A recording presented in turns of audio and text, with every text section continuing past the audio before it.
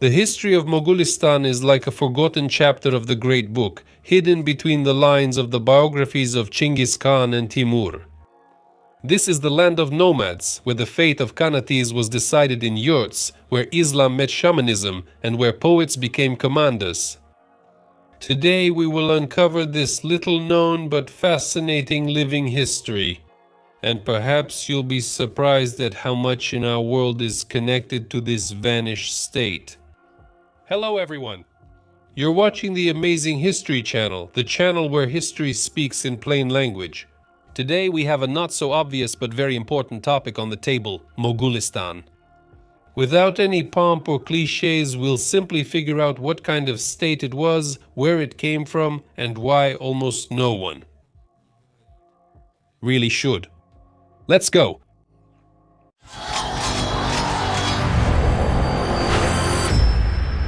If you lived in the 14th century and looked at a map of Central Asia, you would see that to the east of Samarkand there was not a blank space, but a vast area occupied by nomads. Geographically, these are territories that today are part of eastern Kazakhstan, Kyrgyzstan, southwestern China, and partly the Fergana Valley. Its center was located in the area of the cities of Kashgar and Turfan, with Issyk-Kul and the steppes of Semirachi to the north, and mountains and deserts bordering Tibet to the south. It was a state without a permanent capital, but with a very stable system of nomadic rule and its own order. The name Moghulistan or Moghulistan literally translates as the land of the Moguls, where the word Mogul does not refer to the Indian Mughals, about whom I once made a video, but is the local version of the word Mongol. That is, it was about the descendants of Mongol tribes, primarily the Chagatais, who, after the collapse of the great Mongol Empire, settled in these steppes. Now let's move on to when and why all this came about. After the death of Genghis Khan, his empire was divided among his sons. The central part from the Sirdarya to the Altai went to his second son Chagatai. Over time, the Chagatai Khanate split in half into a western part with its center in Mavaranar and an eastern part. It was the eastern part that became Moghulistan. This happened around the 1340s when central authority in the Ulus of Chagatai weakened and the local elites decided it would be easier to live separately. That's how a state emerged that was Mongolian by origin, Turkic by language, and Muslim by choice. If some director decided to make a series about the founding of Moghulistan, the first season would definitely be called Tughlugh Timur, the beginning. The story of his rise is a mix of fairy tales, legends, and real politics. And we have to thank Mirza Haidar for this, a man without whom we would know almost nothing about Moghulistan. He was the grandson of one of the Tughlugh emirs, born at the end of the 15th century, and spent his life between palaces, tents, and campaigns. And he didn't just observe, he participated. His work, Tarikh-i-Rashidi, is not a dry chronicle, but a lively and at times very personal account, a witness account. There are many memories, poetry, philosophical reflections, and at the same time, it is the main source on the history of Moghulistan. Without it, we would have only fragments, but with it, we have a complete picture. So, to understand how Moghulistan emerged, we need to start with the family. There was a Khan named Ihsan Buga, a descendant of Genghis Khan through his son Chagatai. He ruled the eastern part of the former Chagatai Ulus, the steppes and oases of what would become Moghulistan. But when he died, it turned out that he had no direct heir, at least officially. The steppe clans were left without a center. Each had their own camp, their own people, their own interests. The Moghul Ulus began to literally fall apart. In such a situation, someone was needed who could unite everyone. One of the most influential emirs, Bulajin from the Tughlugh clan, understood. If they don't find a Khan, the state will be doomed. Sorry for the pun. So, the following events unfolded in the best traditions of Indian and Turkish TV series. Bulaji knew that Ihsan Bugi might have left a son behind. But everything was quite complicated. One of the late Khan's wives, Manlik Khatun, was pregnant when another, the main wife, out of jealousy, sent her to the harem of Buga, another nobleman. And all of this was carefully hidden.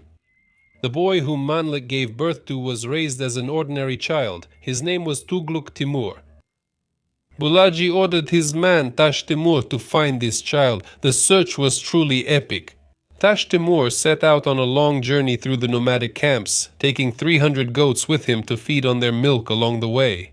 And then, when he had only one goat left, he found the boy. The boy had already grown up. He lived among ordinary people, not knowing that he had a right to the Khan's throne. The return journey turned out to be no less dramatic. While crossing the Tughlugh Pass, Timur fell into an icy crevice. The caravan moved on. No one even noticed. Only one merchant named Bekjak returned. He climbed down into the crevice and pulled the boy out. And this is not a work of fiction. Everything is described by Mirza Qaida in Tarikh-i-Rashidi. And it sounded like a real scene from an epic. When they reached the city of Aksu, Emir Bulaji declared Tughlugh Timur as Khan. It is from this moment that the history of Moghulistan as an independent state begins. But the real glory of Tughlugh Timur is not even about the fact that he became Khan, but about what kind of Khan he became. Everything changed after one hunt. The Khan, still young and confident at the time, ordered the dogs to be fed boar meat, which was a common entertainment at that time. Suddenly, a stranger with his belongings came into their view. He was seized for trespassing in the Khan's hunting grounds and brought to Tughlugh Timur. The Khan looked at him. In front of him was a foreigner, a Tajik. That's what settled Muslims who spoke Persian were called back then. And he asked a question that sounded like a challenge. Which is better, you or this dog? The answer was not just bold, it was philosophical. If I have faith, I am better. If not, the dog is better than me. It was Sheikh Jamaluddin, or according to another version, his son Arshaduddin. His calmness and confidence impressed the Khan. He ordered the sheikh to be seated on his personal horse and brought to the camp with honor. After some time, Tughlugh Timur not only converted to Islam, he made it the state religion. It was a conscious choice, not for political gain, not under pressure, but out of conviction. He gathered the emirs and began to summon them one by one. Each one had to accept Islam voluntarily, but with the understanding that it would be difficult to object. Some agreed immediately, but there were also those who set conditions.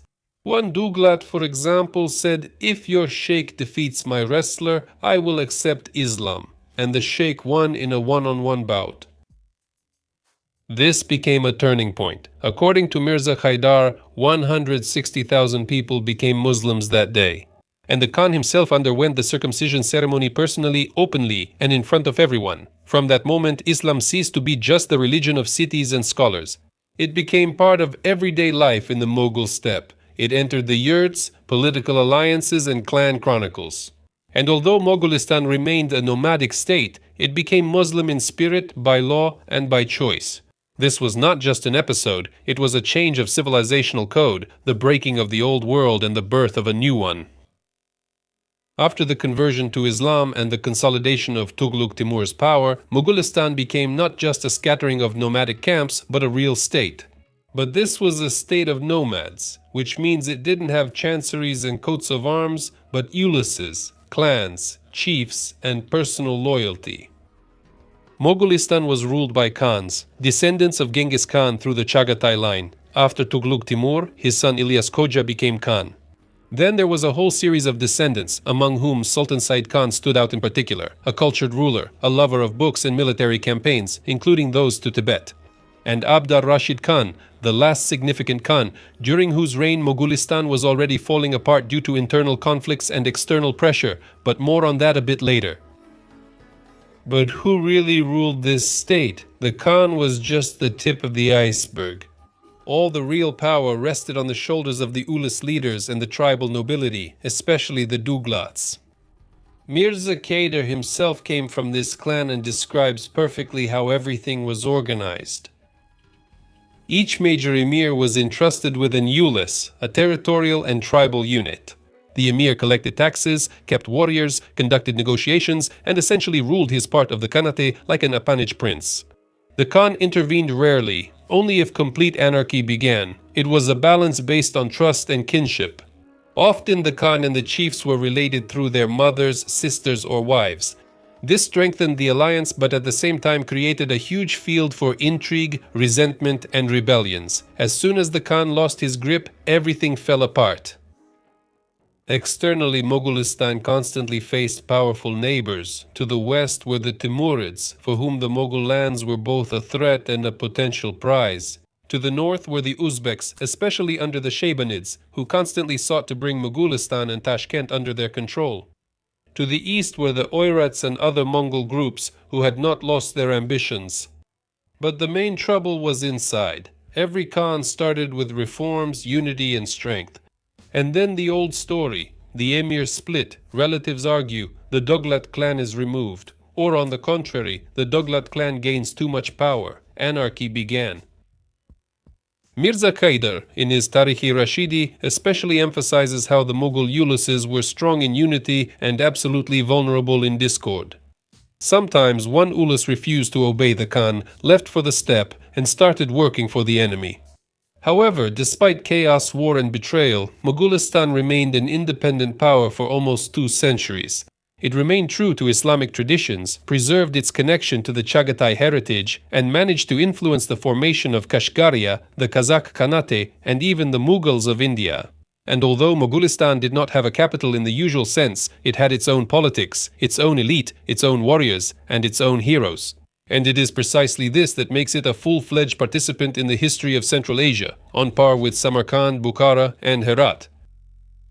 When we say elite, we usually imagine officials in robes, feathers in their turbans, and Persian architecture. In Moghulistan, things were somewhat different. This was a nomadic elite, and they looked nothing like the Vizier-i-Shahi from Shiraz. The central pillar of the Mughal elite was the Tughlugh clan, which I have already mentioned. They were not just nobility, they were a dynasty within a dynasty. They descended from ancient Turkic-Mongol tribes, had lived in Moghulistan since the 13th century, and served as something like governors and regents under the Khans. The Tughlughs had their own uluses, their own warriors, their own palaces.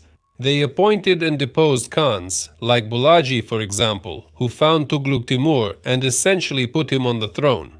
Their status was almost equal to that of the Khan, especially during periods of weak central authority. Mirza Kaidar himself was a Tughlugh, and he writes directly, "If it weren't for us, no one would even remember the Khan." Subjectively? Possibly, but the role of the Tughlughs in managing the army and religious policy is beyond doubt. What is the difference between nomadic and settled nobility? The settled nobility, for example in Samarkand or Herat, lived according to the laws of the urban world: taxes, officials, pens, seals, paper. They had architecture, court etiquette, and the traditions of scriptural Islam. The Mughal elite were people of tents, horses, and clans. Power was based not on paper, but on personal loyalty, kinship, and military strength. There were laws, but often in oral form. The religion was Islam, but with the addition of shamanistic and Sufi elements. The clothing was more military than ceremonial. Wealth was measured by the number of yurts, herds, and loyal warriors, not by golden doors. Some might say this is more primitive, but in reality, it's just a different logic of power. It's more flexible and personalized, ideal for a nomadic world. Archaeology confirms the Mughal elite left vivid traces, especially in burial culture. Researchers note the burials of the nobility were distinguished by their scale, complex structures, and orientation toward cosmic symbols. Weapons, horse equipment, and jewelry were buried together with the deceased. Prestigious items, not just property, gold, silver, and Chinese porcelain were often found in the burials. This speaks of distant connections and a taste for luxury. According to researchers, the burial ritual itself resembled a theater of power. It was not just a farewell, but an assertion. This person was part of the elite, and his status is preserved even after death. Details like a belt or a headdress are found not only in burials, they were an important part of the symbolic language of power during life. A belt for a nobleman is not just a strap, but a visible sign of status, like an order or a uniform. A headdress is not only protection from the sun, but also a marker of clan, age, and position in the hierarchy. These signs distinguished the elite from ordinary warriors no less than titles did. And although the nomadic lifestyle may seem Spartan, in reality the Mughal elite lived in abundance and with a refined sense of style. Mirza Kedar recalls, at his court, he had craftsmen specializing in goldwork, decorative art, jewelry, and armor. Everything that was built from stone in settled cities was made from leather, felt, wood, and metal in Moghulistan. However, the taste in craftsmanship matched that of the cities.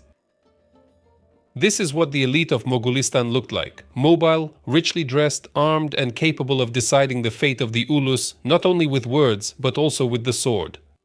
Power was held by people like these, and it was among them that those emerged who took on more than just governance. One of them was Sultan Said Khan, a man who tried to unite the disintegrating Moghulistan into a single Khanate. He was a descendant of Genghis Khan, the son of Sultan Ahmad Khan, and came to power at the beginning of the 16th century. Said Khan grew up among tents, but he thought like a statesman. He saw that the country was fragmented, the elites were feuding among themselves, and the neighboring Uzbeks, Kazakhs, and Oirats were growing stronger. Said Khan began by strengthening his power in Kashgar, then subdued Yarkand, Khotan, Aksu, and Turfan. And for a while, for the first time in many years, Moghulistan became united again. He built an administrative system, invited scholars, and established relations with trade caravans. And then he took a step that still causes controversy. He decided to go to Tibet. Why? Perhaps it was a religious impulse. As a Muslim, he wanted to bring Islam to the lands of Tibet. Perhaps it was a political calculation to strengthen the southern borders and gain access to a new trade route. In any case, the campaign began in the winter of 1533. Mountains, cold, no roads. Said Khan led the army through mountain passes and snow. Some of his warriors died from the cold even before reaching Ladakh. He himself fell ill, but did not turn back. According to one version, he died on the way back, according to another, right in the Tibetan fortress. His warriors brought his body to Kashgar and buried him with honors as the last great Khan who managed to unite Moghulistan. This campaign was both a peak and a turning point. No one ever tried to unite the ulus under one rule again. After him, the history of disintegration began. After the death of Sultan Said Khan, it became absolutely clear. The era of strong Khans in Moghulistan had ended.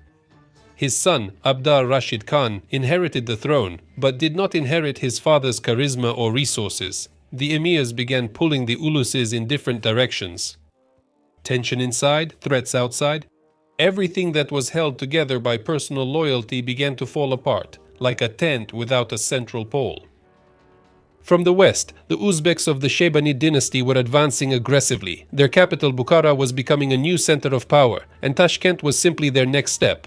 The Uzbek elite already lived by urban laws, but they waged war in a step manner, quickly, harshly, and systematically. From the south and southeast, the Oirats were rising, and in the north, a new union appeared, the Kazakhs, who were transforming from a union of Zuzes into an independent military force. Moghulistan found itself caught between two millstones, too nomadic for the cities, too urban for the steppes. Gradually, the Khan's power shrank to Kashgar and its surroundings. The rest was lost. Some pledged allegiance to the Uzbeks, others went over to the Kazakhs. Some simply dissolved into local politics. Why? Because it was not united. Moghulistan always relied on personal ties between the Khan and the clans, between the emir and the ulus, the warriors. As soon as strong figures disappeared, everything fell apart. There was a lack of a centralized system. The Khans did not have time to turn the tent empire into an administrative one. Each ulus was too independent to stay subordinate for long. But Moghulistan did not disappear without a trace. It dissolved into the history of other peoples, leaving noticeable traces in culture, dynasties, and historical memory. For the Uyghurs, it became the foundation of the state tradition of Eastern Turkestan, with its administrative center in Kashgar, Sufi brotherhoods, and Islamic heritage. For the Kazakhs, it was through kinship ties with the Chagatai nobility, a shared steppe elite, nomadic lifestyle, and the ulus system. For the Kyrgyz, it was through political alliances, conflicts, and territorial proximity in Issyk-Kul and Semirechye. Even the Uzbeks, who eventually displaced the Mughal dynasty from Tashkent and Fergana, inherited part of the political culture of Moghulistan: respect for the Chingizids, reliance on tribal alliances, and the cult of the military leader, the Khan. Power in the Shaybanid state was no longer Timurid, but not entirely Persian either. It carried Mughal elements just under different names. And in the south, in India, the dynasty of the great Mughals directly traced its origin to Chagatai. Babur, its founder, was the grandson of a Mughal princess, and his cousin, Mirzak. Aidar, the author of Tarikh-i-Rashidi, fought in the Himalayas and built alliances in Kashmir. And he left us the main testimony of an era that he himself considered to be disappearing. His book became not only a chronicle, but also a tombstone for an entire world. A world of tents, tribal alliances, and rulers who lived by the laws of the steppe. The history of Moghulistan is not about victories or empires built of marble. This is a story about how a state can live and survive on the move, without walls, but with memory. There are no triumphal arches in it, but there are rivers, mountains, passes, yurts, and people who built their power not from stone but from trust, blood, and their word. Moghulistan did not become a great power, but it became a transitional bridge between the Mongolian steppe and the Muslim East, between the nomadic tradition and written history. And if today its name is almost forgotten, it's not because it was insignificant, but because it didn't fit into the familiar mold of victors. That's all from me. Thank you for watching, and I'll see you in the next episode.